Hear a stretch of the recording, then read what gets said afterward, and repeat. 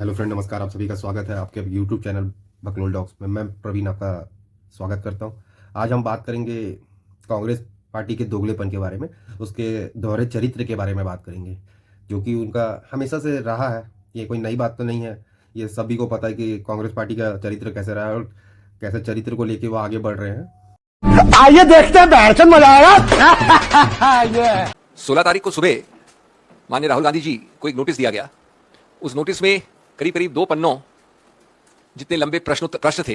वो प्रश्न कई ऐसे मुद्दे उठा रहे थे कि भारत जोड़ो यात्रा में जो कि लाखों लोग मिले राहुल गांधी जी से, उनके विषय में, कुछ विक्टिम्स के बारे में, उनके नाम, उनकी जगह, क्या वारदात थी, इत्यादि इत्यादि। उस पर मैं अभी आऊंगा।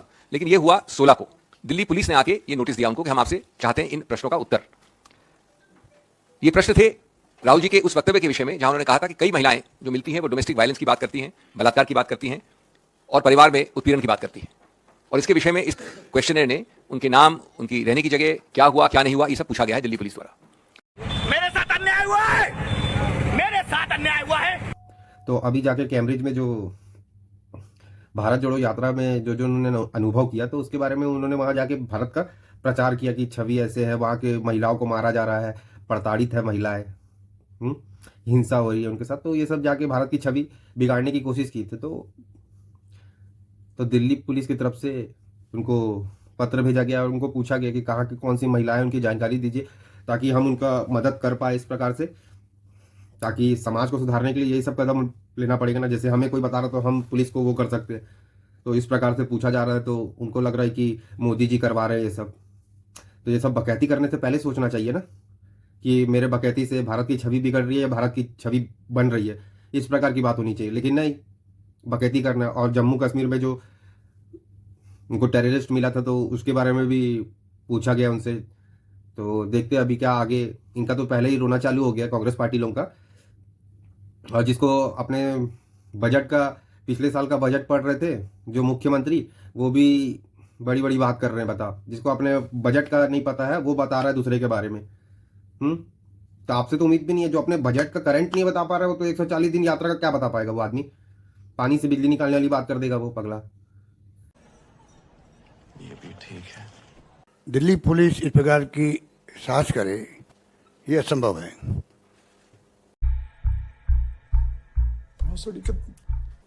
आप कोई किसी ने कंप्लेंट की नहीं है, अखबार में क्या न्यूज आई है, क्या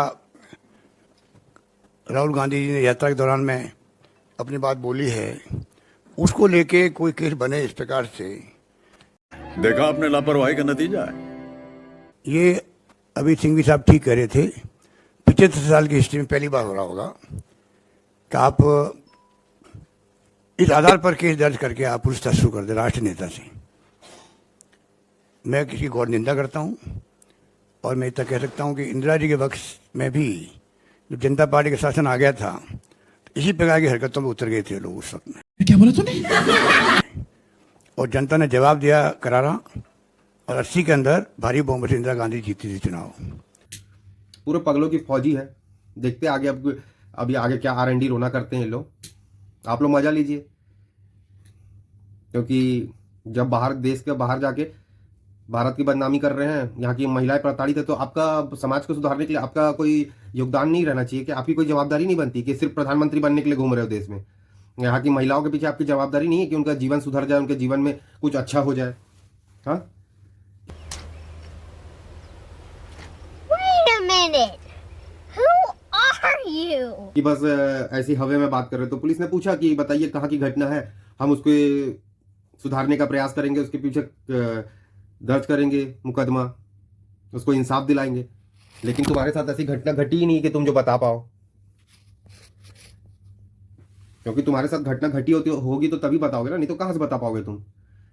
क्योंकि बकैती करने से फुर्सत नहीं लेके, क्योंकि कहीं कहीं की भी कुछ भी घटना बता देते हो आप, कहीं का कुछ भी जोड़ के बता दोगे। आपका क्या, आपका कोई भरोसा थोड़ी है। तो इसलिए जब जवाब मांगा गया तो फिर अपने स्पोक पर्सन लोग को आगे भेज रहे हो कि अरे जवाब दे दो, मेरे को फिर घेर लेंगे, फिर मैं कुछ अनशन बोल दूंगा तो फिर मुद्दा बन जाएगा बोल के फिर एक रिपोर्ट मांग लेंगे बोल के। तो मुंह चलाने से पहले सोच लिया करो कि कहाँ बोल रहा हूँ, क्या बोल रहा हूँ। मैं अपने घर की बदनामी बाहर कर रहा हूँ, जग हंसाई करवा रहा हूँ, तो ये सब भी सोचनी पड़ती है बात। तो अब जवाब दो फिर कि टेररिस्ट मिला था, आपको बम से मारने वाला था, लेकिन आपके पास अहिंसा थी तो नहीं मार पाया। अब पुलिस को ये जानकारी दो। अब ये नाटक कर रहे हैं कि 104,000 किलोमीटर चला है इंसान, 140 दिन चला है, उसको कहाँ याद रहेगा, इतने लाखों लोग से मिला है, लेकिन वहाँ कहानी बताना याद था उसको। कहानी बताना याद था, लेकिन कहाँ मिला ये नहीं पता उसको। सैल्यूट है बॉस, कांग्रेसी को तो सैल्यूट करता हूं मैं, तीसरे हाथ से भी सैल्यूट करता हूं मैं उसको। अब देखते हैं आगे क्या जवाब देते हैं कि ऐसी बस रोते रहेंगे, छाती पीटते रहेंगे कि देश में तानाशाही चल रही है, देश में ऐसा माहौल है, देश में वैसा माहौल है, यही करते रहेंगे। देखते हैं अभी सब ये सब नफरत की राजनीति की जा रही है, इसकी राजनीति की जा रही है, उसकी राजनीति की जा रही है। क्यों? मतलब तुम कुछ भी बोल दो किसी को भी, अगर देश में अगर महिलाओं के पीछे उनको उत्पीड़न हो रहा है तो आपकी भी जवाबदारी बनती है ना उनको अच्छे लाइफ में उनके जीवन को सुधारने का प्रयास करने के लिए क्या बढ़िया था गुरु। कि आप ऐसे भग जाओगे वहां से। अरे आप अगर प्रतिनिधित्व कर रहे हो देश में, नेता के वो हो, तो आपका उत्तरदायित्व बनता है ना किसी स्त्री के प्रति कि उसके जीवन में सुख और शांति बनी रहे, कि उनको हमेशा मार खाते हुए रहने देखना चाहते हो। आपको विस्तार से कहा है कि ये जो मिसाल है, जो घटना है, मोदी सरकार की प्रतिशोध, धमकी और डराने की जो राजनीति है उसका एक मिसाल है। देश संकट में है। मैं एक बात इससे जोड़ना चाहता हूं कि ये जानबूझकर किया जा रहा है ताकि जनता का ध्यान, देश का ध्यान, पार्लियामेंट का ध्यान अडानी घोटाले से और कहीं ले जाया। चूतिया बनाया तुमको।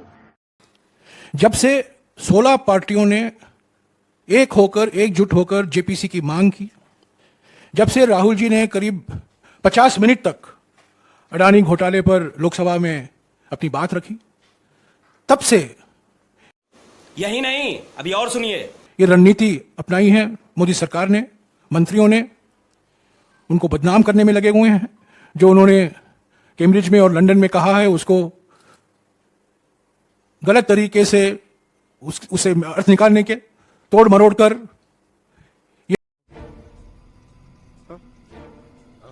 ये कह रहे हैं कि उन्होंने ये कहा है, वो कहा है, जबकि हमारे पास सबूत है और जो हमने सोशल मीडिया के द्वारा जनता के सामने भी रखा है कि उन्होंने बातें नहीं कही हैं।